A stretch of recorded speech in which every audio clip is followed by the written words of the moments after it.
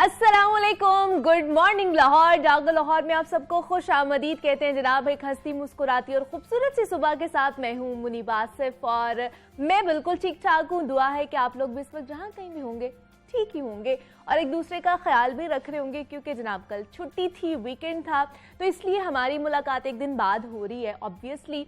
और मैंने अपना वीकेंड बहुत अच्छे तरीके से गुजारा है। उम्मीद करती हूँ कि आप लोगों का भी वीकेंड अच्छा ही गुजरा होगा। और वैसे भी लाहौरिये तो वीकेंड भरपूर अंदाज से एंजॉय करते ही हैं, घूमते फिरते भी हैं हम लोग, और फैमिली के साथ वक्त भी गुजारना चाहिए। और जिंदा दिलाने लाहौर वैसे ही आपको पता है कि ख्वाबों में अपनी एक अलग ही पहचान रखते हैं। तो अक्सर मैंने देखा है कि फैमिलीज़ के साथ बाहर रेस्टोरेंट्स जाया जाता है। तो वीकेंड का मतलब यही होता है जनाब कि आप पूरा हफ्ता काम करते रहे, आपकी एक ही रूटीन होती है और आपकी बस दौड़ लगी होती है कि हमने काम करना है और बस काम ही करना है पूरा हफ्ता। तो जो एक दिन मिलता है ना, तो उसमें आपने तमाम तर जितने भी कामकाज हैं उनको साइड पे रखते हैं और ज़िंदगी को मुख्तलिफ अंदाज में हमें गुजारना चाहिए। और जब छुट्टी के बाद हम वापस आते हैं ना, तो एक नए अज़्म के साथ पहले से कुछ बेहतर करने की कोशिश करनी चाहिए और अपने नए हफ्ते का आगाज़ करना चाहिए। और हम भी अपने नए हफ्ते का आगाज़ कर चुके हैं और इसके साथ ही साथ दिन का आगाज़ भी हो चुका है। तो दिन के आगाज़ में थोड़ी सी बात है और फिटनेस के हवाले से, तो फिट रहने के लिए ना सबसे ज़रूरी चीज़ मुतवाज़न खुराक होती है, मतलब बैलेंस डाइट होती है। लेकिन हम में से बेशतर अफराद इस सवाल के मुतलाशी रहते हैं कि ऐसी कौन सी बैलेंस डाइट है जो आपके जिस्म की ग़िज़ाई ज़रूरियात को पूरा करे और खाने में भी मज़े की हो। तो हम खाने में मुख्तलिफ ग़िज़ाएँ लेते हैं और काफ़ी अशिया बड़े शौक़ से हम लोग खाते हैं। लेकिन ज़रूरी नहीं है कि जो चीज़ें आप बाहर से खाते हैं या जो आप लोगों को पसंद है वो आपकी ग़िज़ाई ज़रूरियात को भी पूरा करती हैं। और ग़िज़ाई कमी को भी पूरा करने की अगर बात की जाए ना, तो गंदुम एक वाहिद ऐसी मुतवाज़न खुराक है जो ना सिर्फ हमारे जिस्म में ग़िज़ाई किल्लत को पूरा करती है, बल्कि गंदुम को पीस कर जब आटा बनाया जाता है तो उसको रोटी, डबल रोटी, केक, बिस्किट्स, दलिया और आजकल के बच्चों के जो मनपसंद पास्ता है, नूडल्स हैं, इस जैसी मुख्तलिफ अशिया हैं, उनके लिए इसको यूज़ किया जाता है। और आजकल मार्केट में आटे की भी तरह तरह के इक़साम आ चुकी हैं और अब लाल आटे और सफ़ेद आटे के साथ मुख्तलिफ ब्रांड्स के आटे भी मौजूद हैं, जिसमें अज्जा को बुनियाद बनाकर मनमानी कीमतें वसूल की जा रही हैं। और वैसे भी आपको पता है कि आटे, रोटी और नान की कीमतें आवाम की पहुंच से इस वक्त दूर होती जा रही हैं। तो अब सवाल ये पैदा होता है कि कौन सा आटा इस्तेमाल किया जाए जिससे हमारी ग़िज़ाई ज़रूरियात भी पूरी हो जाए और खाने में भी वो लजीज हो। तो इस पर आज हम बात करेंगे। डॉक्टर सहर चावला, क्लिनिकल न्यूट्रिशनिस्ट, हमारे साथ मौजूद है। डॉक्टर सहर, आपको वेलकम कहती जागो लाहौर में। कैसी हैं आप? ठीक ठाक, अस्सलाम वालेकुम। वालेकुम अस्सलाम। बिल्कुल ठीक, आप कैसी हैं? मैं भी बिल्कुल ठीक ठाक।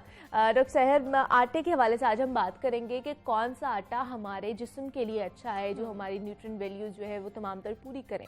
तो मुख्तलिफ किस्म के आटे मौजूद हैं मार्केट में, तो आपका क्या स्टांस है, कौन सा आटा खाना चाहिए हमें? सबसे पहले एक आटा जो किसी के लिए भी नहीं अच्छा है वो सफ़ेद आटा है। ठीक है, सफ़ेद आटा किसी ने भी इस्तेमाल नहीं करना। अच्छा। आटे की जो आपके पास व्हीट होती है उसकी 3 लेयर्स होती हैं, बाकी आटों की तरफ भी आती हूँ। ब्रान होता है, जर्म होता है, एंडोस्पर्म होता है। अच्छा। सफ़ेद आटे में आपके पास सिर्फ वो लेयर रह जाती है जिसमें एंडोस्पर्म रह जाता है, जिसमें आपके पास सिर्फ कार्बोहाइड्रेट और स्टार्च होता है। कार्बोहाइड्रेट बुरी चीज़ नहीं है, लेकिन अगर आप उसको ब्रान और एंडोस्पर्म के साथ लें, यानी ये वो व्हीट की वो 2 लेयर्स हैं जिसमें आपके पास nutrition, minerals, vitamins, essential amino acids, fatty acids भी मौजूद है, तो बेटर है। तो सफ़ेद आटा किसी ने भी नहीं लेना है। अच्छा। इसके अलावा आपके पास डिफरेंट बॉडी टाइप्स होती हैं और डिफरेंट मेडिकल कंडीशंस होती हैं और उनको हर डिफरेंट तरह का आटा सूट करता है। अच्छा। जैसे आप गंदम की बात कर रहे थे, वो लोग जिनकी बॉडी में हीट की तासीर ज़्यादा होती है, जिनकी ड्राई बॉडीज होती हैं, ऐसी बॉडी की निशानी क्या होती है? कैसे लोग, जो लोग कॉन्स्टिपेटेड ज़्यादा रहते हों, जैसे गंदम कॉन्स्टिपेशन के लिए बेहतरीन है। ऐसे लोग जिनके कान बहुत ज़्यादा लाल रहते हों, अच्छा। इवन के ऐसे लोग पर्सनैलिटी टाइप के हिसाब से जिनकी बड़ी एक्सट्रोवर्ट पर्सनैलिटीज हो, चेहरा बहुत ज़्यादा लाल रहता हो, अगर आपको एंग्जाइटी है, रात को ठीक तरह नींद नहीं आती, तो आपके लिए जो आटा है then it is whole wheat, आपके लिए गंदम का आटा है।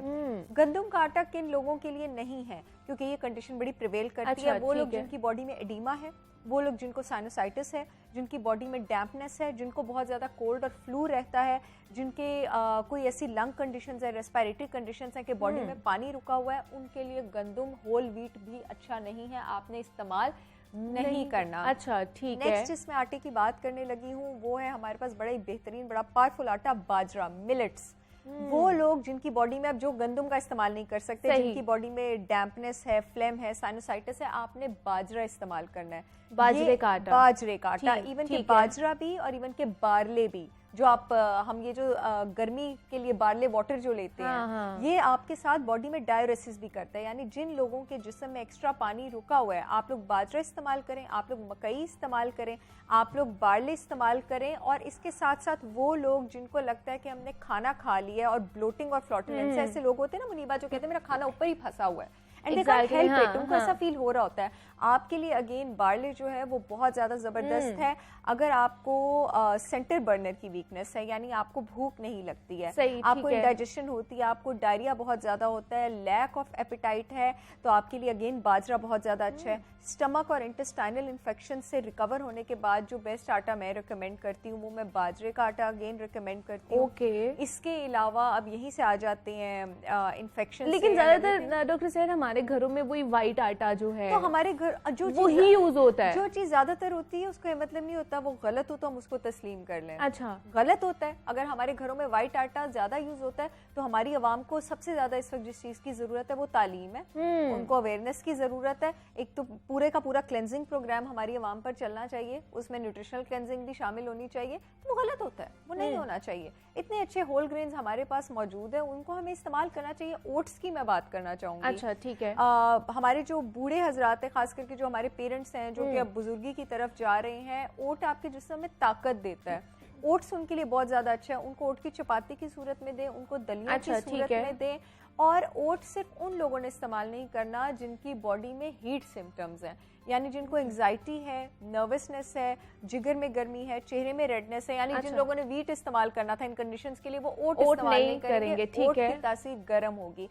अगेन बॉडी में ताकत के लिए आपके पास जो बकवीट आटा है, जो कुट्टू का आटा है, जो हमारे गिलगित बल्तिस्तान का आटा है, अच्छा, बहुत सारे लोगों को पता भी नहीं होगा। सबसे न्यूट्रिशियस आटों में ये आटा है बकवीट, और मैं लिख के देती हूँ कि 80% पाकिस्तान को सब पता नहीं होगा, लेकिन यहाँ पे मिल जाता है, बकवीट का आटा आपके पास अच्छे अच्छे ग्रोसरी स्टोर्स में मिलता है। अगेन फिर महंगाई के मसले एंड ऑल ऑफ दैट, ये वो, लेकिन ये हमारे पाकिस्तान का गिलगित बल्तिस्तान का आटा है जिससे हम इस्तेफादा हासिल नहीं करते। मैं खुद फर्स्ट टाइम ये सुन रही हूँ कि इस तरह का भी आटा है। I am sure. अभी अगर मैं नाम लूंगी स्प्राउटेड ग्रेन्स का, मुझे यकीन है आधे लोग कहेंगे वो क्या होता है, स्प्राउट्स क्या होते हैं। अच्छा, जो वीट के सीड्स होते हैं गंदम के, उसको वीट बेरी भी कहते हैं। ठीक है। अब जो सीड होता है ना, उसमें अल्लाह ताला की तरफ से ताकत होती है कि बहुत सारी न्यूट्रिशन लॉक करके रख सकता है। लेकिन उस सीड में मौजूद होता है ऐसा एलिमेंट जो उस न्यूट्रिशन को बाहर नहीं निकलने देता, जिस्म में नहीं आने देता, उसको कहते हैं फाइटिक एसिड। जब आप उस सीड को स्प्राउट कर देते हैं तो वो उसका न्यूट्रिएंट अनलॉक हो जाता है, क्योंकि फाइटिक एसिड को तोड़ने वाला एंजाइम एक्टिवेट हो जाता है। इसको कहते हैं स्प्राउटिंग का प्रोसेस, और ऐसे आटे बनने को कहते हैं स्प्राउटेड ग्रेन।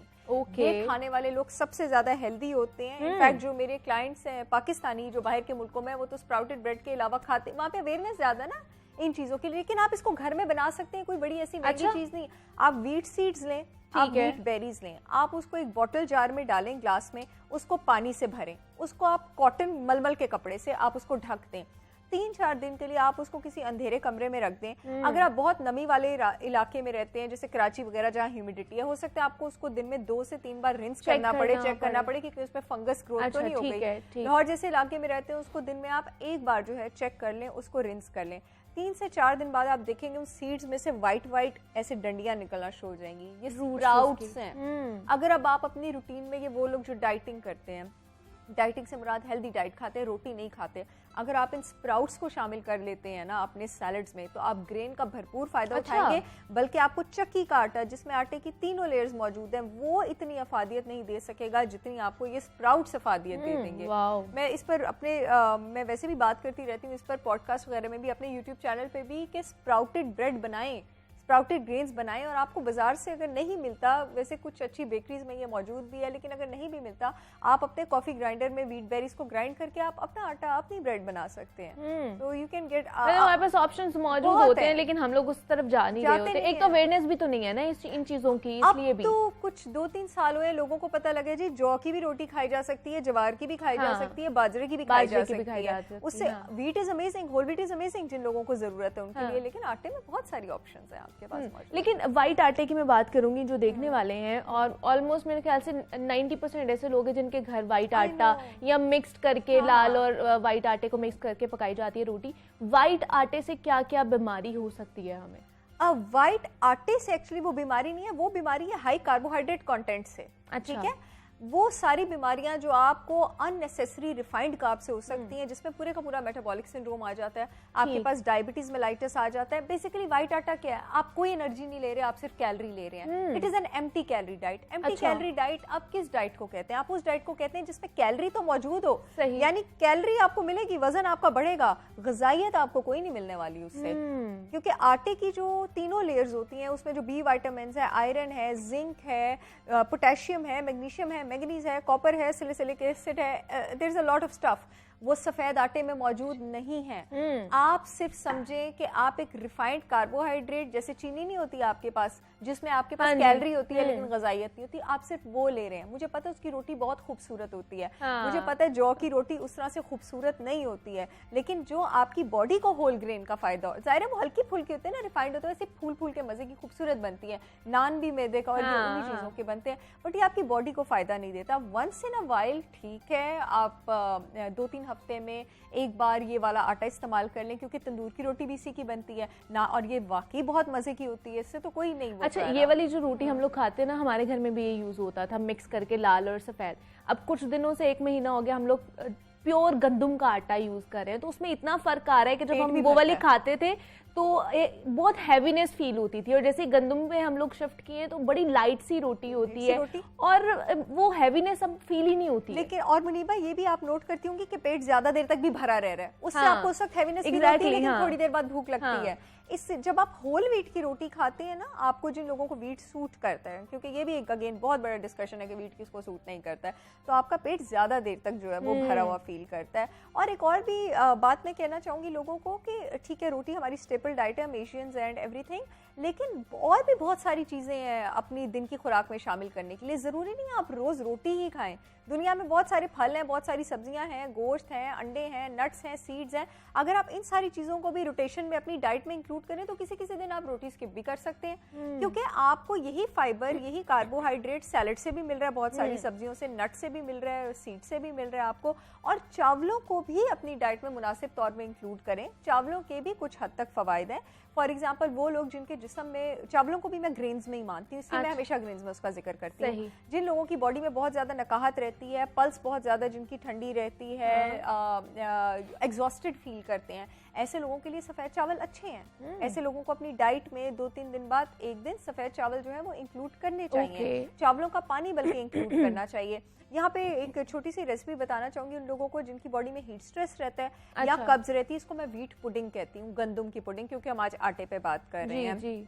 आपने 1 कप गंदम लेना है और आपने उसको 6 से 7 कप पानी में मिक्स करके पहले बॉईल करना है। जैसे ही वो बॉईल होगा उसके बाद आपने उसको 6-7 घंटे के लिए सिमर करना है, और इस पानी को अगर आप पिएंगे आपकी कब्ज भी बेटर होगी, आपकी बॉडी में अगर हीट स्ट्रेस है वो भी बेटर होगा। ये आपके माइंड को काम करती है, इसका माइंड को रिलैक्सिंग इफेक्ट है, एंजाइटी को ये आपके पास कम करती है। यही रेसिपी अगर आप चावल के साथ कर लेते हैं तो ये आपकी बॉडी में, अगर आपने डायरिया के एपिसोड से रिकवर किया है, या जो एल्डरली पेशेंट्स हैं या वो बच्चे जिन्होंने बुखार और डायरिया से रिकवर किया, उनकी नकाहत के लिए बहुत ज्यादा बेटर है।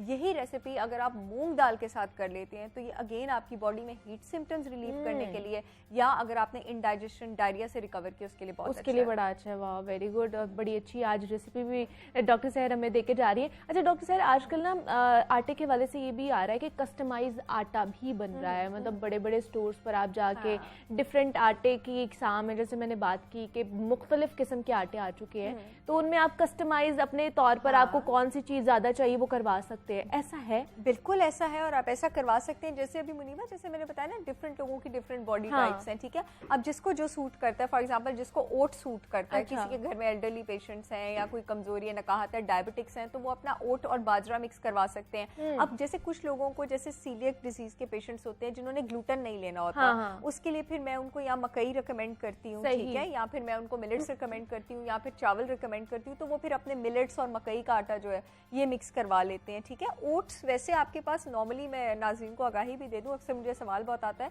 कि ग्लूटेन फ्री में ही होते हैं, लेकिन ओट की जो टॉप होती है ना उसके बड़े चांसेस होते हैं वो अक्सर कंटेमिनेट हो जाती है वीट से। अच्छा। इसलिए जो हमारे पेशेंट्स हो ना जिनको बहुत शदीद किस्म की ग्लूटेन सेंसिटिविटी है उनको मैं स्टार्ट में ओट्स रिकमेंड नहीं करती कि कहीं गलती से वो वीट से कंटेमिनेटेड ओट ना उठा लें। तो अगर आपको ग्लूटेन एलर्जी है या आप सीलियक हैं या आप ग्लूटेन सेंसिटिव भी हैं इवन के, तो आपने मिलेट्स बाजरा इस्तेमाल करना है, आपने मकई इस्तेमाल करना है, आपने चावल इस्तेमाल करने हैं। सही, लेकिन चावल व्हाइट चावल इस्तेमाल कर तब सकते आपने हैं या अगर ब्राउन जो राइस? लोग ग्लूटेन सेंसिटिव हो ना वो फिर व्हाइट चावल ही इस्तेमाल करते हैं, उनके लिए white rice is comparatively a better option. लेकिन मकई इस्तेमाल कर सकते हैं, बाजरा इस्तेमाल कर सकते हैं, कॉर्न अगेन आपके पास मकई का आटा बहुत ज़बरदस्त है आपके पास। अगर आपको अगेन बॉडी से डायरेसिस कराना हो, बहुत ज़्यादा आपको बॉडी में नकाहा तो आपको लैक ऑफ एपेटाइट हो, भूख ना लगती हो, तो ये कॉर्न जो है इट इज अमेजिंग मकई। और वैसे भी आगे जो है मौसम तो भी आ आना गया, भी है। सर्दियों का मौसम आ गया है, मकई की साग रोटी और और मकई सरसों की का साग। रोटी। हाँ, हाँ, enjoy ये करें। इसका अच्छा, बच्चों को किस तरह इन साइड पर लेकर आना चाहिए? वो तो बड़ा मुश्किल से खाते हैं रोटी। बच्चे इससे मुश्किल से खाते हैं, मेरे पास तो जितने भी लोग आते हैं फिर कहेंगे पेरेंट्स के पीछे पड़ गई है। वो इसलिए क्योंकि माँ बाप की अपनी आदतें नहीं ठीक ना। अब माँ बाप ने खुद रात को 11-12 बजे बर्गर खाना है, वो बच्चे को किस मुंह से रोटी खिलाएं?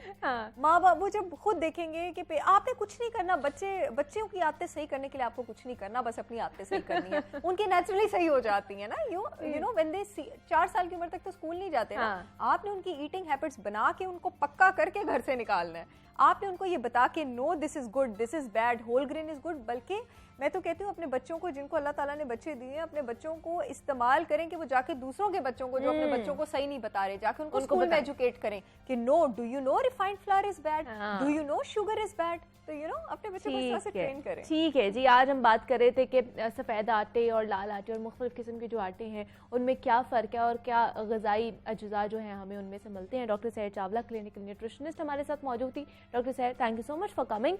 और जनाब आपसे भी ये दरख्वास्त करेंगे कि गंदम के आटे पर शिफ्ट हो जाएं अगर आप अपनी सेहत अच्छी रखना चाहते हैं। तो यहाँ पर छोटी सी ब्रेक लेंगे, मिलते हैं इस ब्रेक के बाद।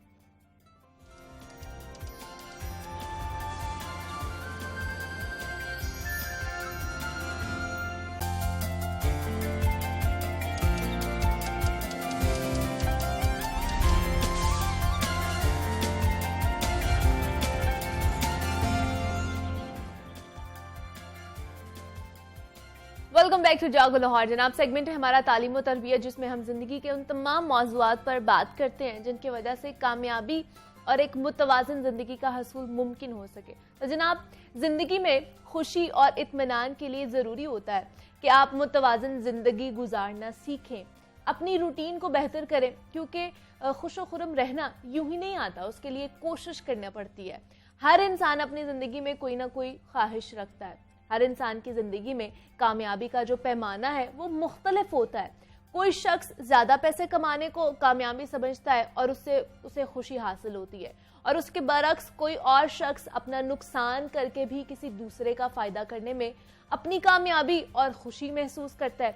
और कुछ लोग अपना काम खुद करने में खुशी महसूस करते हैं, लेकिन कुछ अफराद ऐसे भी हैं जो पैसे का इस्तेमाल करके अपना काम दूसरों से करवाते हैं और खुद आराम व सुकून से रहना पसंद करते हैं। तो जिंदगी में खूबसूरती और खुशी का तनासुब कैसे बढ़ सकता है?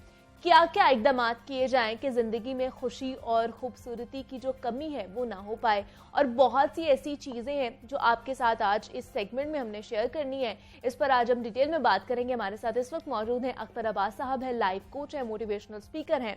उनसे बात करते हैं। सर आपको वेलकम कहती हूँ जागो लाहौर में। कैसे हैं आप? अल्हम्दुलिल्लाह, आप खैरियत से हैं? मैं भी बिल्कुल ठीक ठाक, शुक्र अल्लाह का। अख्तर साहब आज हमने बात करनी है खुशी के हवाले से। खुशी और इत्मीनान जिंदगी में से जो खत्म होता जा रहा है हमारी। आप खुश हैं जो मुतमईन हैं? मैं दोनों हूँ। मैं खुश भी हूँ और मुतमईन भी हूँ अपनी जिंदगी से। अच्छा, खुशी क्या है सबसे पहले तो ये बताएं हमें। अच्छा, खुशी वो मुस्कुराहट है जो अपने आप चेहरे पे आती है। अच्छा, खुशी वो एहसास है जो आपको बेशुमार लोगों में भी ऐसे करता है जैसे आप उड़ रहे हो। और खुशी का ताल्लुक सिर्फ खूबसूरत होने से नहीं है। सही, बहुत से लोग हैं जो खूबसूरत होते हैं बिल्कुल, पर खुश नहीं होते। हाँ जी। अच्छा, खुशी का ताल्लुक बहुत ज्यादा दौलतमंद होने से भी नहीं है। हाँ। आपने बहुत से लोग ऐसे देखे होंगे, उनका शाम को बैंक बैलेंस अच्छा खासा बढ़ता है, हाँ। लेकिन दुखी रूहें होती हैं उनके पास बैठे तो उनके पास जो कहानियां होती हैं वो अच्छी नहीं होती। एग्जैक्टली। हाँ। अच्छा, जो उनसे जुड़े हुए लोग हैं वो भी उनसे खुश नहीं हाँ होते। ऐसे ही है। इसी तौर पे कभी हमने देखा कि लोग रात को देर गए मुशायरा सुनने जाते थे, कव्वाली सुनने जाते थे, दे फील गुड। या अच्छा, उसमें तो हालांकि पैसे दे के या वक्त सर्फ करके, तो इनफैक्ट खुशी का ताल्लुक आपकी जो जिंदगी में वो चीज़ें जिनको आप प्रायोरिटाइज करते हैं। सही। लाइक मैंने कल अपनी बेटी से पूछा कि बच्चे मैंने कल जाना है, तो हाँ। तुम 5 किन चीज़ों पे खुश होते हो? अच्छा। She school going. ओके। उसने कहा बाबा मैं आइसक्रीम, चॉकलेट, के सीरीज। अच्छा, के सीरीज मतलब कोरियन हाँ जी, सीरीज। कोरियन सीरीज है। हाँ। दूसरा फैमिली टाइम। ओके। मैं और मेरी अगर वाइफ बैठे हो तो वो कूद के दरमियान में हमेशा आके बैठ जाती है, यानी सुबह और शाम जब उसे वक्त मिले। अच्छा। ऐसे उसने कहा फोर्ट्रेस। ओके। तो इसका मतलब है एक 12-14 साल का बच्चा भी जानता है, अगर कभी उससे पूछा जाए। हम मर्दों से पूछें तो उन्हें आमतौर पे नहीं इल्म होता कि वो खुश किस बात पे होते हैं। एग्जैक्टली। हाँ। और इसी वजह से बहुत सारे लोग हमारे आसपास होते हैं, अच्छा काम करने के बावजूद उनके चेहरे पे खुशी नहीं आती। और बहुत से ऐसे हैं जो अच्छी कामयाबी के बाद भी खुश नहीं होते, और ऐसे दुखी वो लग रहे होते हैं, चेहरे पे माथे पे उनकी तीवरियां होती शिकन हैं, होती है। हाँ। आंखें उनकी बिल्कुल बुझी बुझी, हाँ। हम कहते हैं मरे हुए डेडू जैसे उनकी आंखें होती हैं, तो खुशी उनके अंदर से निकलती नहीं है। क्यों? क्या उन्होंने अपना जो पैमाना है खुशी का वो बहुत ज्यादा डिफरेंट कर लिया होता है? अच्छा, क्या वजह? मुझे लगता है उनका पैमाना होता ही नहीं है। अच्छा। अभी देखिए ना, आप कोई भी नॉर्मल लड़की या लड़का हाँ। जब से वो आईना देखता है हाँ। और मुंह हाथ बनाता है, तो आईना उसे कहता है कि तुम अच्छे लग रहे हो, हम मुस्कुराते हैं, बिल्कुल। और कई घंटे हमारे उस खुशी अच्छे में गुजर जाते हैं। हाँ। कि जाहिर है हमने वो गवाही आईने से ली होती है। हाँ। ओके, कुछ लोग सुबह घर से ही दुखी निकलते हैं। हम आते हैं तो हम सोचते हैं आज हमने ये करना है, तो जो ही टिक होता जाता है, इट्स अचीवमेंट, या। तो साथ साथ आपके अंदर जो खुशी का वो ग्राफ है वो ऊपर जाता जाता है। और शाम को या तो लोग थके हुए घर जाते हैं, या with the kind of satisfaction कि मैं आज ये करके आया हूँ।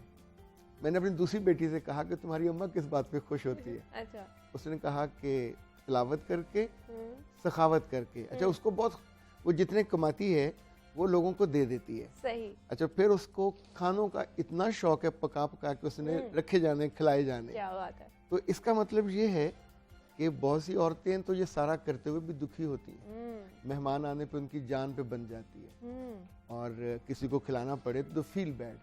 पर इसके साथ अगर आपने अपनी वालदा से ये सीखा है या नानी से कि मेहमानदारी अच्छी है, तो मेहमानों के आने पे आप कहते हैं रिस्क आता है, हाँ। खुशी आती है, गपशप होती है, गॉसिप होती है, जो हमने अपने आसपास से सीखा होता है। अच्छा। लाइक मुझे दुनिया में जहाँ जहाँ जाने का मौका मिला, मैंने अमरीकियों को, इवन अभी तो रशियन को भी, जो बूढ़े हो जाते हैं, अपनी 70-70 साल औरतों के, बीवियों के, या मुमकिन है गर्लफ्रेंड्स हों, वो हाथों में हाथ दिए, लाल बड़े बड़े फूलों वाली शर्टें पहन के, दे फील गुड। वो ऐसे मज़े से हराम मिस्र में जा रहे होते हैं, इस्तांबुल में जा रहे होते हैं, इंडोनेशिया में जा रहे होते हैं, तो हमारे बूढ़े लोग तो स्वाय लड़ने के, बद्दुआएं देने के, और हर किसी बात पे तलख होने के। हाँ, एग्जैक्टली।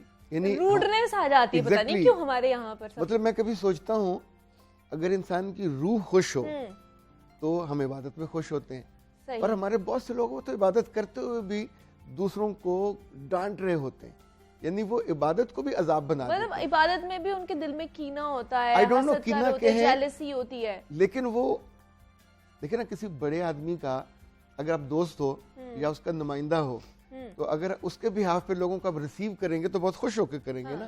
तो आप अगर अल्लाह के नुमाइंदे बनना चाहते हैं, तो मस्जिद में आप लोगों को फिर दुखी होकर क्यों रिसीव करते हो, या उन पे उंगलियां क्यों उठाते हो, उनको अच्छे सजदे पे, अच्छी नमाज पे आप शाबाश क्यों नहीं देते? इनफैक्ट हम कुरान पाक भी जबरन पढ़ाना चाहते हैं, खुशी नहीं उसमें होने देते।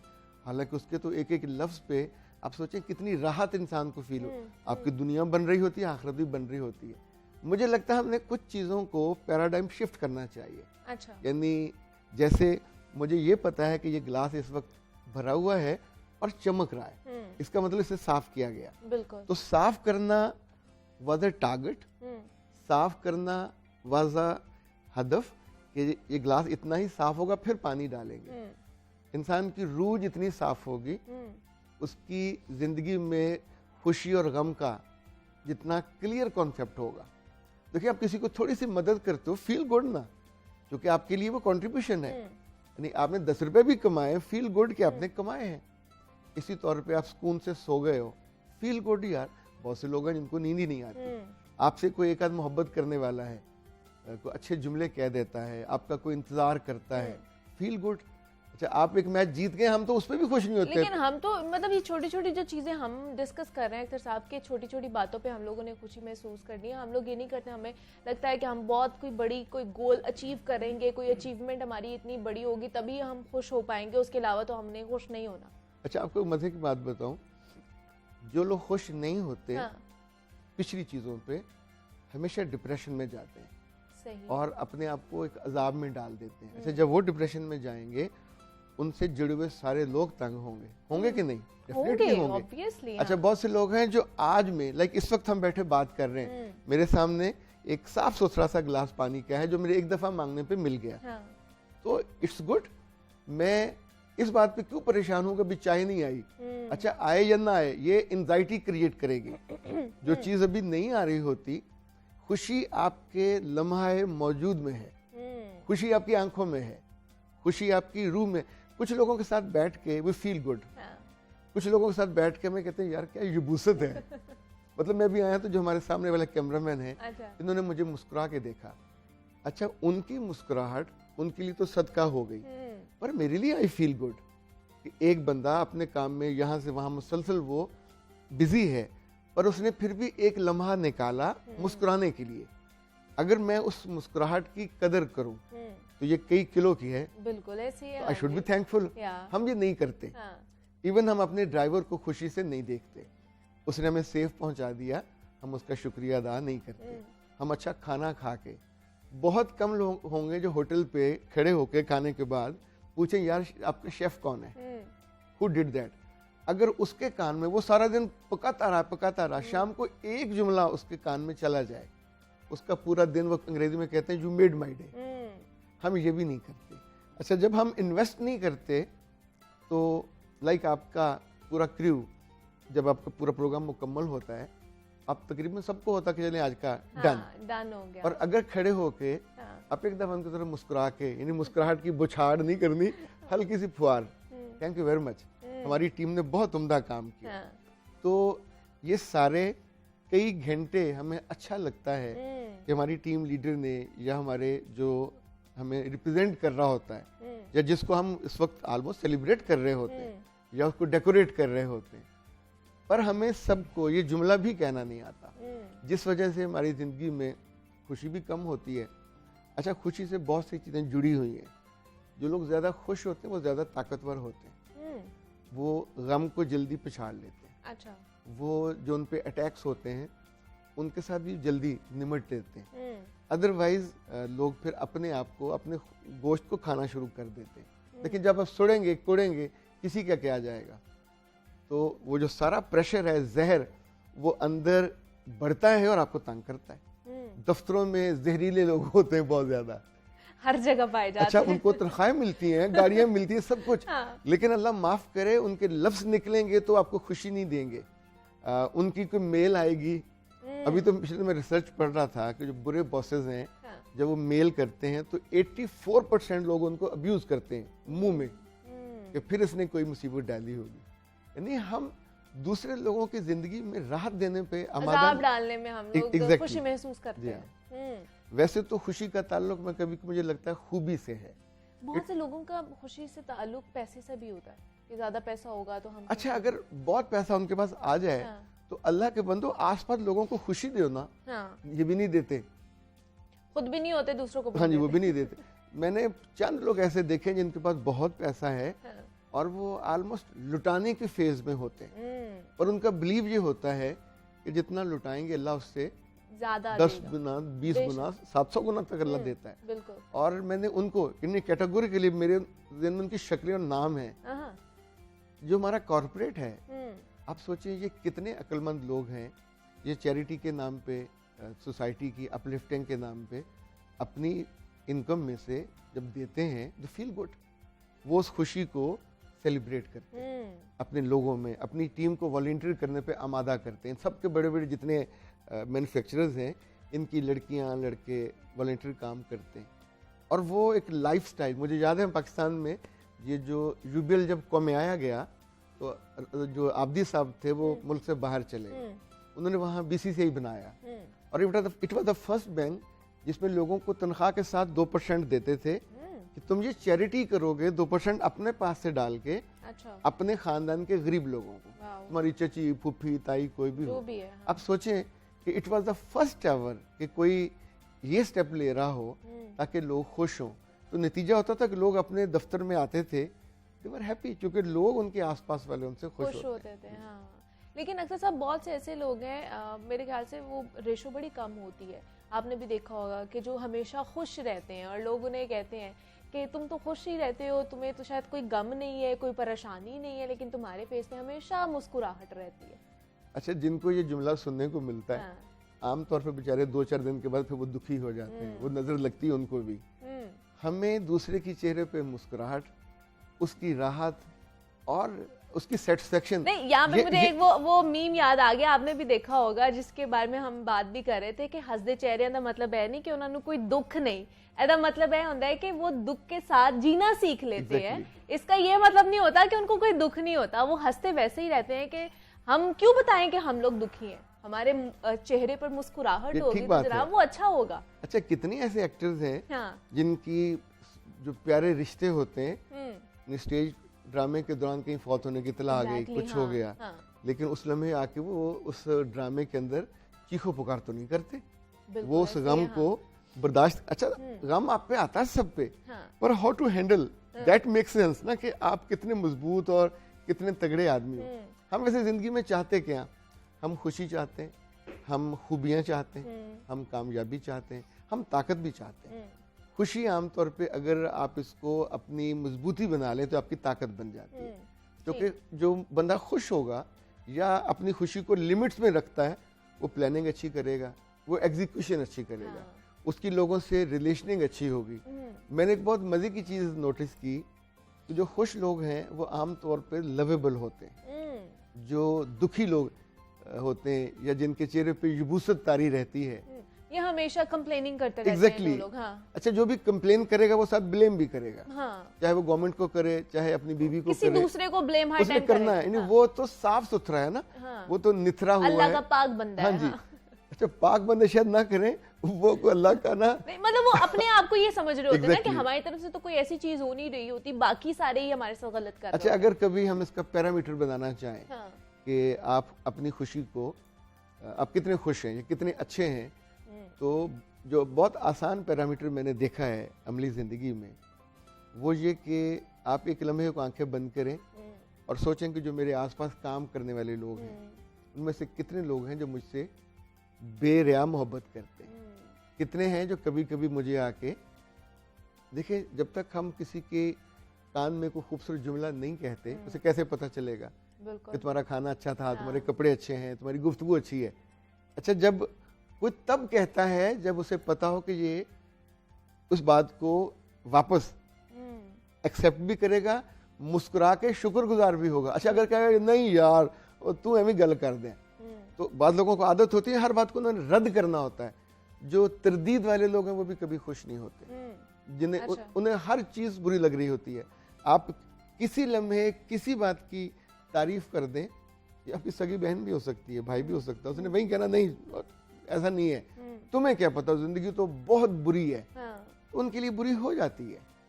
यानी जैसा we think we dream it happens, जैसा गुमान करेंगे आपको वैसा होना शुरू हो जाता है। बिल्कुल वैसा आपके सामने एक एक चीज पलट पलट के वैसे ही आती जाती है। तो इसलिए अच्छे की उम्मीद हमेशा करनी चाहिए और खुशी, मतलब मैंने ऐसे बहुत से लोग देखे हैं अख्तर साहब के जो प्रेजेंट मोमेंट होता है ना, उसको एंजॉय करने के बजाय उसमें इतनी कंप्लेनिंग करते हैं, ब्लेमिंग करते हैं कि वो मोमेंट गुजर जाता है और खुशी मिलती नहीं है उन्हें। अच्छा, बहुत लोगों की शादियां होती हैं, आपने जो अच्छा पहना है, हाँ। अच्छा मेकअप किया है, उसको फील कीजिए। अच्छा, उस लम्हे आप दूसरा को ज्यादा आपसे खूबसूरत लग भी सकता है, पर अगर ये हो गया तो वो उसके साथ उसने ज्यादा एफर्ट कर दी, पर आपको तो उस लम्हे में खुश होना चाहिए। हाँ, आपने ज्यादा नंबर ले लिए, आपका प्रोग्राम बहुत अच्छा हो गया, आपको ज्यादा लोगों ने उस रोज बकअप किया, तो ये एक एक मोमेंट इनफैक्ट थैंकफुल होने का। एक और बात जो मैंने नोटिस की कि जिन लोगों में ग्रेटिट्यूड ज्यादा होता है, अच्छा, वो हमेशा ज्यादा खुश होते हैं। ना शुक्रे लोग खुश नहीं होते। ग्रेटिट्यूड आमतौर पे दुनिया में तो सिखाया जाता है, बिल्कुल, कि be thankful to your organisation, to God, to system, to state, to your relatives, relations, हम आमतौर पे सब चीज़ों को फॉर ग्रांटेड लेते हैं। अभी देखें, जिसने जो सोफ़ा बनाया, बहुत उम्दा कलर उसका किया, उसका स्टफ बहुत अच्छा लगाया, आप बैठते हो तो जो फील गुड, तो यार दूसरे की अचीवमेंट पे या उसके काम पे अगर आप खुश होके पूछ लेते हो यार किने कीता है, अब तो लोग उस पर अपना ब्रांड लिख देते हैं ना जी। तो हाँ। हम इनफैक्ट अच्छी चीज़ों को एडमायर करने की हिस्स से भी महरूम होते जा रहे हैं। तो जिस वजह से क्या होता है, ना खुश लोगों के आसपास ना खुशी ज्यादा होती है। अच्छा, अगर उनसे आपका रिश्ता हो जाए तो ग्लूकोज नहीं आएगा ना, जहरीले जुमले आएंगे और जहरीली टोन आएगी। इवन ये होता है कि आप लोगों से सुन सुन के वैसे बन जाते हैं। ऑब्वियसली जब आपका इर्द गिर्द का माहौल वैसा होता है, या फिर आप जिस तरह का सोच रहे होते हैं ना, ऑटोमेटिकली आपका माहौल वैसा होना शुरू हो जाता है, आप वैसी ही चीजें करना शुरू कर देते हैं। तो इसलिए अच्छे का गुमान करना चाहिए, प्रेजेंट में जीना सीखे और खुश होना सीखना चाहिए हमें। हमारे साथ अख्तर अब्बास साहब मौजूद थे, लाइफ कोच हैं और मोटिवेशनल स्पीकर हैं। अख्तर साहब, बहुत शुक्रिया आपके वक्त का कि आप यहाँ पर आए और खुशी के हवाले से, इत्मीनान के हवाले से जनाब हम बात करते हैं कि ज़िंदगी में खुशी और इत्मीनान किस तरह हासिल किया जा सकता है। यहाँ पे एक छोटी सी ब्रेक लेंगे, आपने कहीं नहीं जाना, मिलते हैं इस ब्रेक के बाद।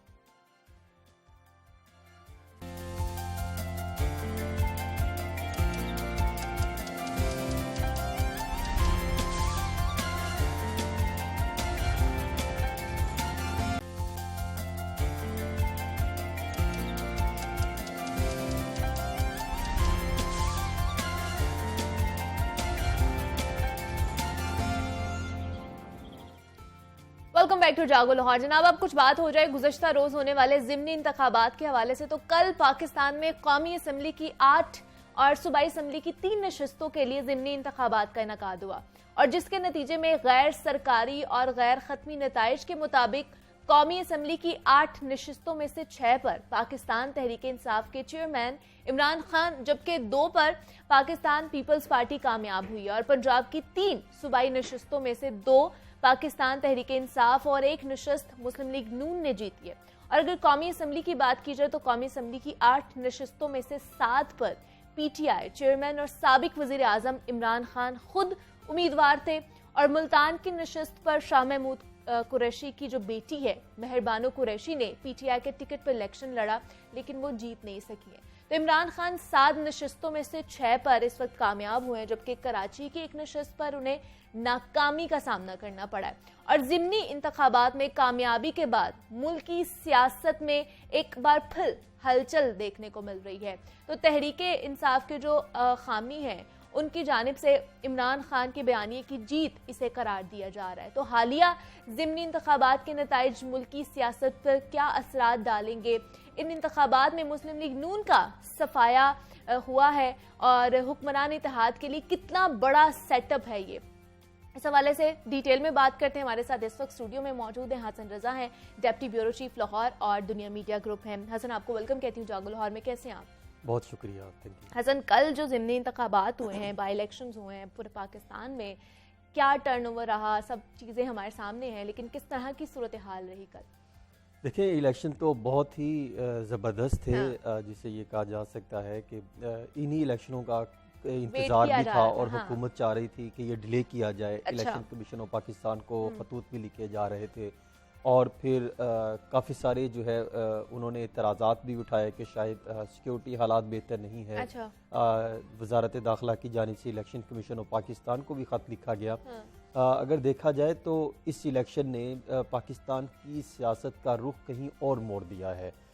ये वो हलके थे जहां पर पाकिस्तान मुस्लिम लीग नून और उनके दीगर इत्तेहादी जमातों ने मिलकर ये फैसला किया था कि हमने कितने इस्तीफे जो है वो मंजूर करने अच्छा। हैं, और पाकिस्तान तहरीक इंसाफ के उन हलकों के इस्तीफे मंजूर किए गए थे जहां पर इनका मार्जिन 2008 में, 2013 में बहुत कम था, और ख़ास तौर पे 2008 और 13 में ये जीती थी। अच्छा। मुस्लिम लीग नून, पाकिस्तान पीपल्स पार्टी। और अब इनका ये ख्याल था कि 2018 में क्योंकि हमारा और इनका मार्जिन बहुत कम था, तो अगर हम यहाँ पर इलेक्शन करवाएंगे तो हम जीत सकते हैं। अच्छा।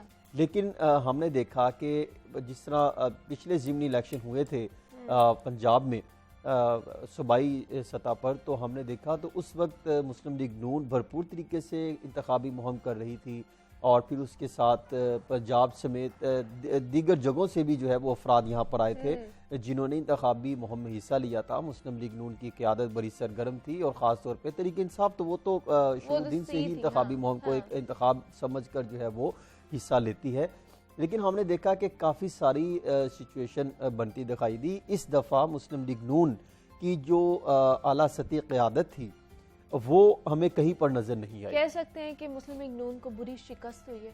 देखिए ये भी हम कह सकते हैं क्योंकि इनका ये ख्याल था कि ये वो 13 हलके हैं या 11 हलके थे जहां से हम खास तौर पे नेशनल असम्बली के कि जहां से हम चाहें तो यहां से इलेक्शन हो और हम जीत सकते हैं। और इसमें पीडीएम के तमाम उन्होंने मुशावरत से ये फैसला किया था और उसमें बाकायदा खुद राना सनाउल्लाह वफाकी वजीर दाखिला ये तस्दीक कर चुके हैं कि हम ने ये फैसला किया और फिर हम बाकी भी इस्तीफे मंजूर करेंगे। उन्होंने जो सोच समझ कर फैसला किया शायद वो उनकी फैसला साजी गलत साबित हुई और वही हल्के पाकिस्तान तहरीक इंसाफ को मजीद मजबूत बना गए। चाहे 2 सीटें नेशनल असम्बली में मुस्लिम लीग नून की जो है वो पोजीशन उनकी बेहतर हुई है, लेकिन अगर देखा जाए तो ओवरऑल इलेक्शन से ये साबित होता है कि पाकिस्तान तहरीक इंसाफ मजीद मजबूत होती दिखाई दी है। और ख़ास तौर पे पंजाब में अगर पंजाब की बात की जाए तो किसी ज़माने में मुस्लिम लीग नून का डंका बजता था, बहुत ज़्यादा पोजीशन स्ट्रॉन्ग थी। लेकिन आज हमने देखा कि पाकिस्तान मुस्लिम लीग नून पंजाब में किसी भी जगह नज़र नहीं आ रही। और ख़ास तौर पे इस इलेक्शन में ना मरियम नवाज ने कोई कैंपेन को लीड किया। खबरें ये आ रही थी कि उनको जो है पूरी इंतखाबी मुहिम का टास्क सौंपा गया है, हमजा शहबाज शरीफ को टास्क सौंपा गया है, लेकिन वो तबीयत नासाजी की बुनियाद पर वो तो उनकी तरफ से तो कोई इजलास भी नहीं लिया गया। अलबत्ता हमने ये देखा कि काफ़ी सारी सिचुएशन जो है वो बदलती हुई दिखाई दी और ख़ास तौर पे वो हल्के जहाँ पर हम ये कह सकते हैं कि बहुत ज्यादा मुस्लिम लीग नून को ये था कि हम वहां से जीत पाएंगे, जिसमें फैसलाबाद एक बहुत बड़ा जिला था। वो ये समझ रहे थे कि फरूक हबीब ने वहां से मुस्ताफी हुए थे तो वहां से फैसल शेर जो है आबिद शेर वो बड़ी अच्छी पोजीशन में थे, उनके ये दावे किए जाए, लेकिन वहां पर भी अच्छी खासी लीड थी इमरान खान जी। यहीं से हसन यहीं से हम आपका भी स्टांस लेंगे। अभी हमें ज्वाइन किया है अजमल जामी साहब हैं, सीनियर एनालिस्ट हैं और एंकर पर्सन हैं दुनिया मीडिया ग्रुप के। सर बहुत शुक्रिया आपके वक्त का। आपकी बड़ी अच्छी ग्रुप है इलेक्शंस के हवाले से और ट्रांसमिशंस भी हम आपकी देखते रहते हैं। अजमल साहब मुझे बताइएगा कि क्या आपका एनालिसिस है कल के जो ज़िमनी इंतखाबात हुए हैं, क्या लगता है आपको इमरान खान का जो बयानिया है वो जीत गया है?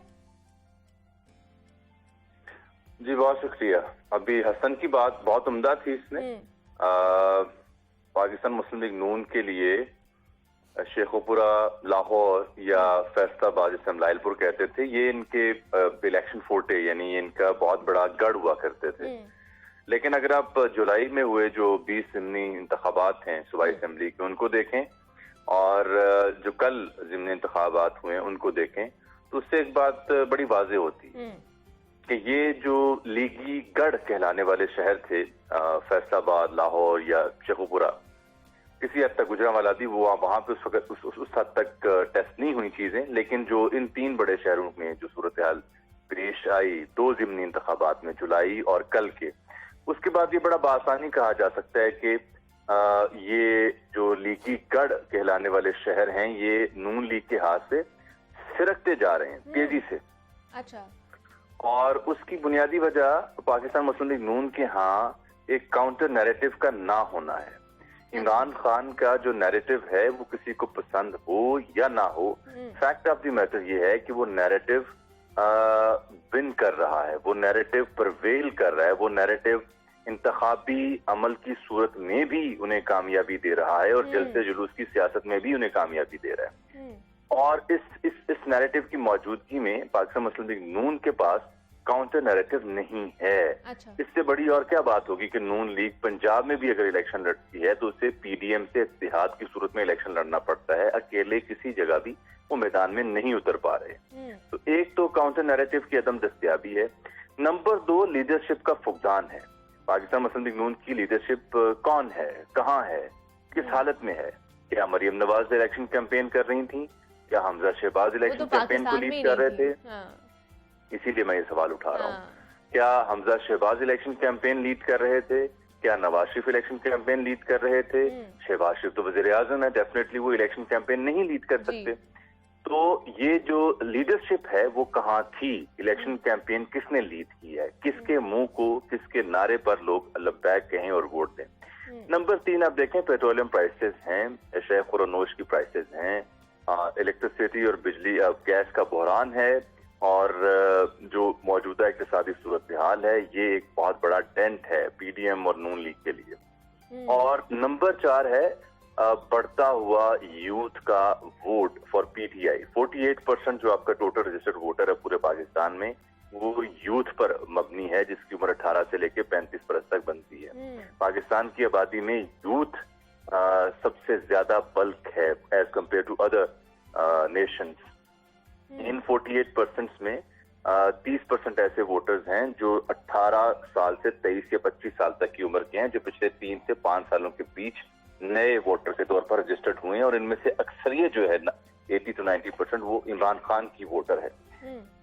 नून लीग के यहाँ यूथ का वोटर रैंडमली ड्रॉप कर रहा है, और उसकी वजह उनकी सियासी बयानियां, सियासी नारा, उसमें यूथ को कैटर करने के लिए पोटेंशियल दिखाई नहीं देती। तो ये 4 से 5 वो मेजर फैक्टर्स हैं जिनकी वजह से नून लीग अपने गढ़ कहलाने वाले इलाकों में भी शिकस्त से दो चार हुई है।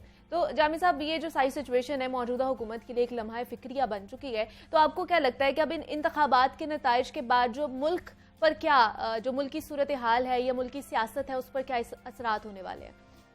नहीं, असरात तो मरतब हो चुके।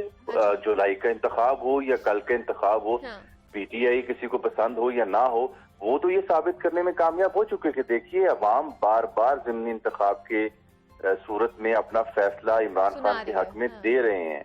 दूसरा, वो ये साबित कर रहे हैं थ्रू जलसा जुलूस, और तीसरा उनका प्लान लॉन्ग मार्च का है, शायद जिसकी जरूरत महसूस अब ना हो, क्योंकि अब ये जो नताइज आए हैं ये इस बात के लिए काफी सबूत हैं कि शायद अब मिल बैठ के हल निकालने की तरफ गौर किया जा सके। अलबत्ता पीडीएम पर जिद है कि अपनी उन्होंने मुद्दत पूरी करनी है, जो कि बहुत मुश्किल काम होगा गिवन सर्कमस्टेंसेस में। जो इकोनॉमी की सूरत हाल है, जो सेटबैक है पीडीएम को इलेक्शंस की में शिकस्त की सूरत में, तो वो बहुत मुश्किल हो जाएगा। लेकिन जो पीडीएम के चाहने वाले हल्के हैं वो ये समझते हैं कि देखिए ये तो सीटें पीटीआई की थी, इसमें तो 2 सीटें पीडीएम ने जीती हैं। हाँ जी, और उनकी कौमी असेंबली में 2 नशिस्तों में इजाफा हुआ है। लेकिन अलमिया की बात यह है कि ये सीटें पीडीएम ने नहीं जीती, ये इंडिविजुअल पीपल्स पार्टी ने विन की हैं। मुल्तान की सीट वहां पे अली मूसा गिलानी ने जीत ली है, और कराची में अब्दुल हकीम बलोच जीते हैं जो कि पीपल्स पार्टी के रहनुमा है। और कराची में किस हद तक नून लीग एग्जिस्ट करती है ये तो किसी को बताने की जरूरत नहीं है, और वहां पे किस हद तक इस हल्के में मौलाना की पार्टी एग्जिस्ट करती है भी बताने की जरूरत नहीं है। एग्जैक्टली। वहां पे जी वहां पे कराची की एक सीट में अगर पीपल्स पार्टी जीतती है तो दूसरी सीट पर एमक्यूएम को बदतरीन शिकस्त हुई है। तो एमक्यूएम भी तो इत्तेहादियों में शामिल है, एमक्यूएम के साथ ही पीपल्स पार्टी है, एमक्यूएम के साथ ही पीडीएम है, नून लीग है, मौलाना फजल रहमान है, एएनपी है। और तो और आप ये देखिए कि एएनपी के सरबराह एमल वली खान जो हैं वो शिकस्त से 2-4 हुए हैं। जेयूआईपी का जो सबसे बड़ा गढ़ था मर्दान मौलाना कासिम का, जहाँ पे एक दिलचस्प मुकाबले की जरूरत होती, वहां पर वो अपनी सीट नहीं निकाल सके, रिटेन नहीं कर सके। पेशावर में हाजी गुलाम अहमद बिलोर को शिकस्त हुई है। यानी बिलोर फैमिली हो या एमल वली खान फैमिली हो या फिर ये हो, तीनों जो बड़े मजबूत गढ़ थे, तीनों बड़े मजबूत कॉन्स्टिट्यूंसीज थी, वहां पे इमरान खान जीते हैं। इसके बावजूद के लोगों को इल्म है कि इमरान खान ने असेंबली में नहीं जाना, इसके बावजूद के लोगों को इल्म है कि वोट शायद जाया हो जाए। तो दिस स्पीक्स वॉल्यूम। मेरा ख्याल है इस वक्त मुल्क में अच्छा जरूरत है कि डायलॉग किया जाए, ग्रैंड डायलॉग किया जाए, तमाम स्टेक होल्डर्स सर जोड़कर बैठें। जो जात की सियासत है या अना की सियासत है उसकी जरूरत नहीं रही, खत्म करके जो है एक डायलॉग की सिचुएशन जो है वो क्रिएट करनी चाहिए। ठीक है, अजमल जामी साहब सीनियर एनालिस्ट हमारे साथ मौजूद है। जामी साहब आपका बेहद शुक्रिया। आपने भी हसन सारी कॉन्वर्जेशन सुनी।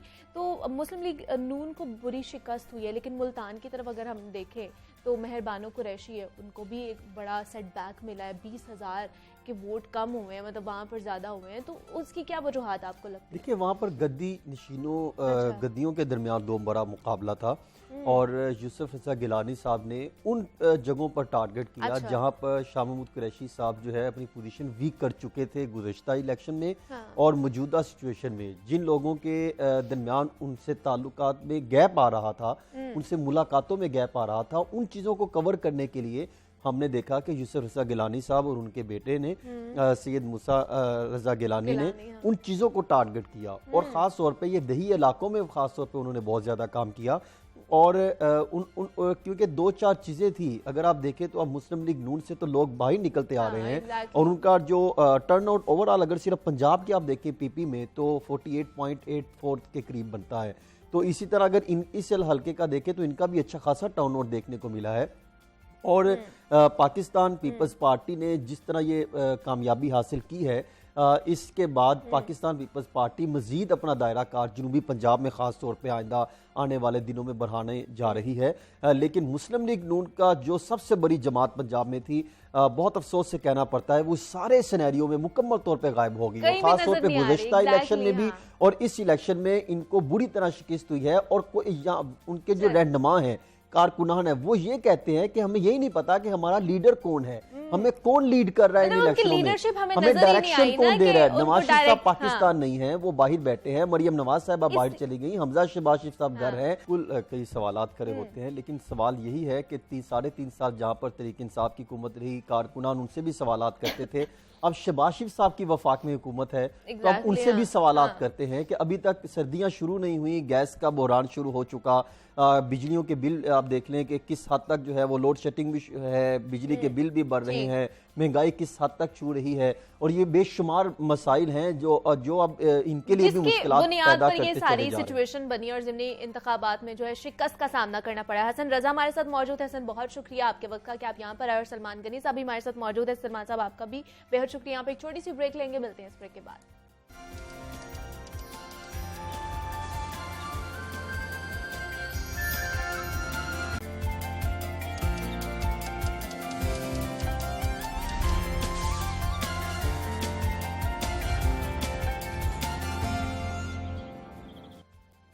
वेलकम बैक टू जागो लाहौर। जनाब, अब कुछ बात कर ले खातीन के हवाले से। तो प्रोफेशनल ग्रूमिंग के लिए जो हमारा लिबास होता है ना, उसका किरदार इंतहाई अहम होता है। और लिबास हमारी शख्सियत की अक्कासी करता है। हम कहीं भी जाते हैं ना, तो सबसे पहले हमारा पहनावा देखा जाता है कि हमने क्या कपड़े पहने हुए हैं, किस कलर का इंतखाब किया है, क्या ये जूता इस सूट के साथ जच रहा है या नहीं जच रहा। हमारी जो ड्रेसिंग सेंस होती है ना, हमारी शख्सियत, किरदार, मूड, अंदाज और एक फ़र्द के तौर पर आपकी असल में पहचान करवाती है। और अच्छी तरह से कपड़े पहनना और अच्छी तरह से तैयार होना जनाब, एक खुद मुख्तार यहाँ पर एक कॉन्फिडेंस जो होता है ना हमारे अंदर, वो जाहिर करता है। और अच्छी तरह से हमने कपड़े पहनने की जो आदत अपनाई होती है, आपकी ड्रेसिंग सेंस बेहतर करती है, बताती है कि आपकी ड्रेसिंग सेंस कितनी अच्छी है और आपका जो कॉन्फिडेंस है वो और ज़्यादा बूस्टअप हो जाता है। तो प्रोफेशनल खातीन को इस बात का भी इल्म होना चाहिए कि हमें किस मौके पर कौन से कपड़े पहनने चाहिए। इसलिए आज हम बात करेंगे कि काम करने वाली जो खातीन हैं वो कौन कौन से और किस तरह की ड्रेसिंग कर सकती हैं, किस तरह के जो कलर्स हैं उनका इंतखाब कर सकती हैं। इस पर बात करेंगे। सायरा शाकिर हमारे साथ मौजूद हैं और जनाब ड्रेस डिज़ाइनर हैं वो। सायरा, आपको वेलकम कहती हूँ जागो लाहौर में। कैसी हैं आप? अल्हम्दुलिल्लाह, बहुत शुक्रिया आपका। सायरा, खातीन के हवाले से आज हम बात करेंगे वर्किंग वुमेन के उनको किस तरह की ड्रेसिंग करनी चाहिए जब वो बाहर निकलती है। क्योंकि अमूमन बहुत सी खातीन हैं वो कंफ्यूज हो जाती हैं, वो मिक्स एंड मैच करके सारी चीज़ें पहन रही होती हैं। तो क्या कहेंगे, ओकेजनली किस तरह की ड्रेसिंग करनी चाहिए हमें? अच्छा, मेरा ख्याल है अल्लामा इकबाल रहमतुल्लाह अलैह के शेर के एक मिसरे से हम शुरू करते हैं। अच्छा। वजूदे जन से है तस्वीर कायनात में रंग। तो सबसे पहले तो ख़वातीन को अपनी इम्पोर्टेंस समझ लेनी चाहिए। अच्छा। कि वो इस कायनात का कितना इम्पोर्टेंट एक हिस्सा है, इस दुनिया का, इस माशरे का, एक घर का।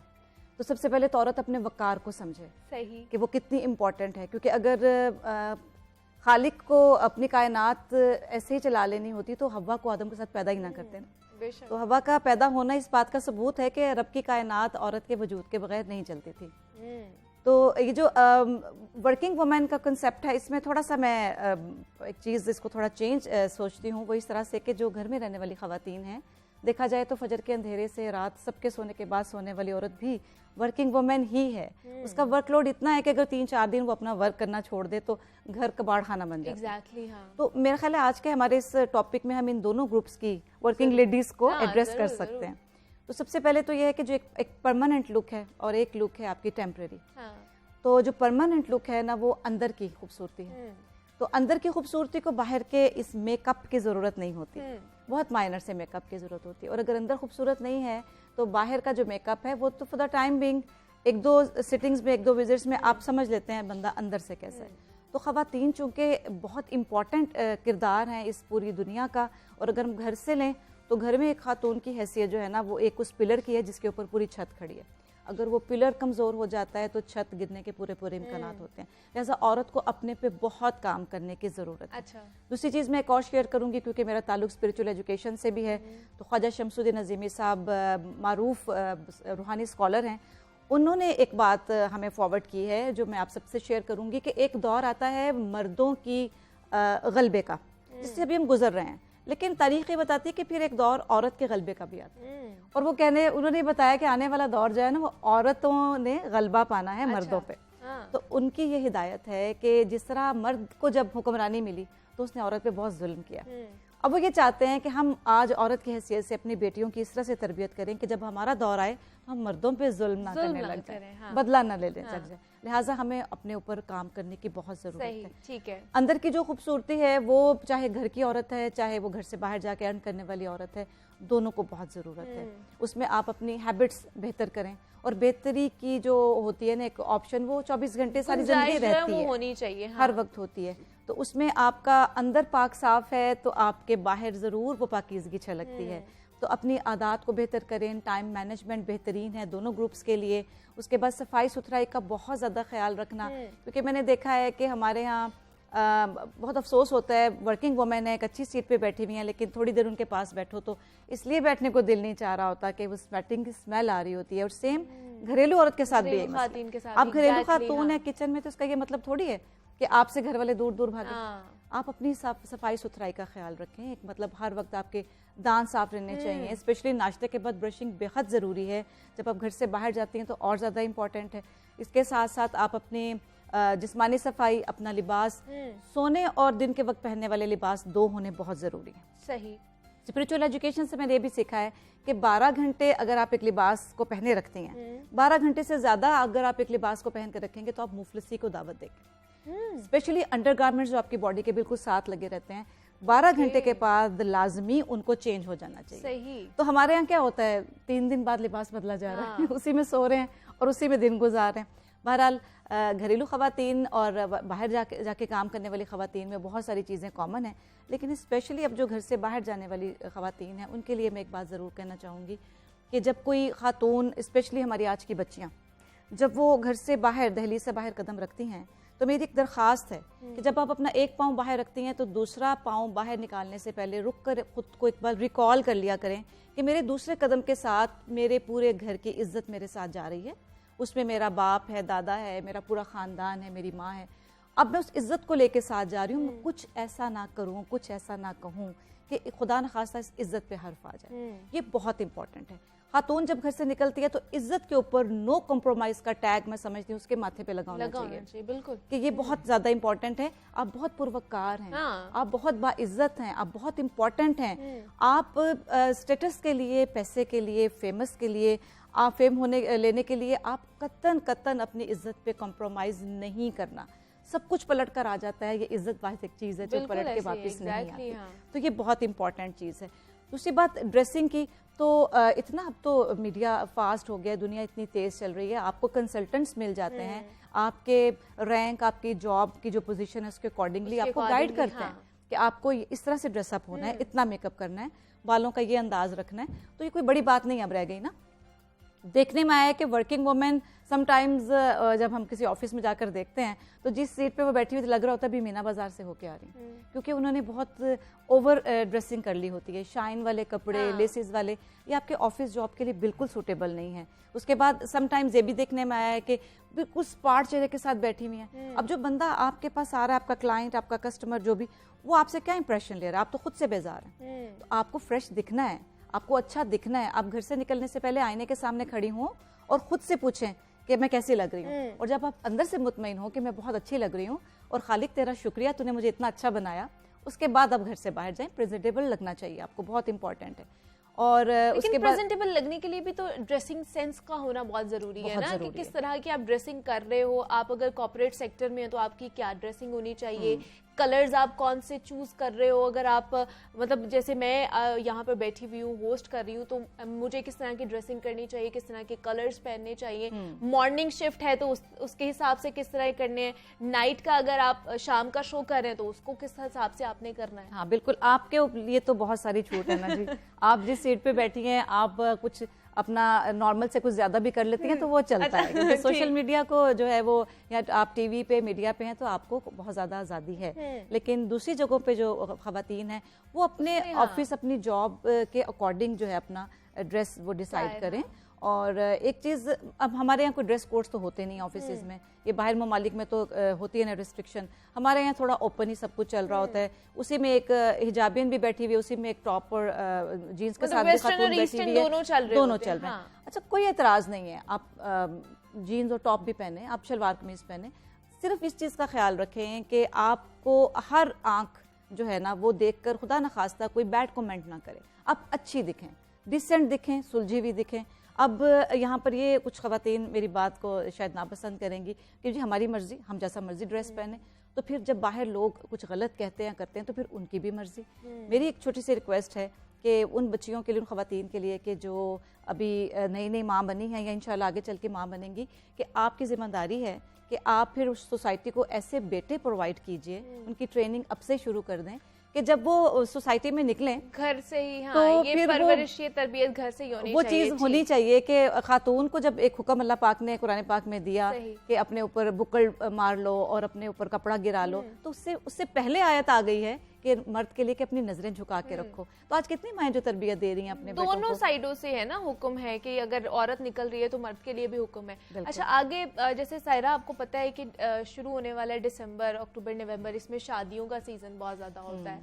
तो शादियों के हिसाब से आपको क्या लगता है, ओकेजनली या मेहंदी, माइयों, बारात, वलीमा, किस तरह की ड्रेसिंग हमें करनी चाहिए? मतलब अब मैंने ऐसे भी बहुत से लोग देखे हैं कि दुल्हन ने इतना हैवी नहीं जोड़ा पहना होता है जितने बाकी जो ब्राइडमेड्स होती हैं, बाकी कजन्स होती हैं, उन्होंने इतना हैवी जोड़ा पहना हुआ होता है। हाँ बिल्कुल, ये वही बात है कि हमें ये जो ड्रेसिंग सेंस है उसकी थोड़ी कमी है।